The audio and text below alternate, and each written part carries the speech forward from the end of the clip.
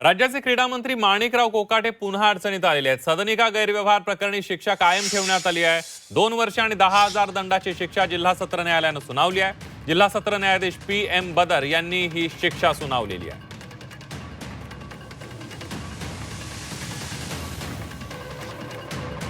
तर माणिकराव कोकाटेंना कोर्टाने दणका दिल्यानंतर आमदार रोहित पवार यांनी एक समाज माध्यमावर पोस्ट करत सरकारला प्रश्न विचारलाय। काय म्हटले त्यांनी पोस्टमध्ये बघूया।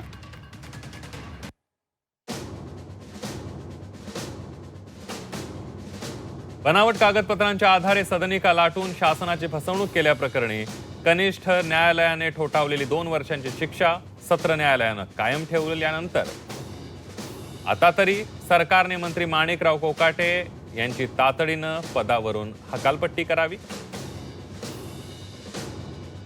शेतकऱ्यांचा अवमान करून झाला, ऑनलाईन पत्ते झाले आणि आता शासनाला चुना लावल्याप्रकरणी शिक्षाही कायम झाल्यानं कायम नैतिकतेच्या गप्पा हाणत नाकाने कांदे सोलणारे हे सरकार त्यांना आणखी किती दिवस वाचवतंय हेच बघायचं असं ट्विट करत रोहित पवार यांनी हल्लाबोल केलाय।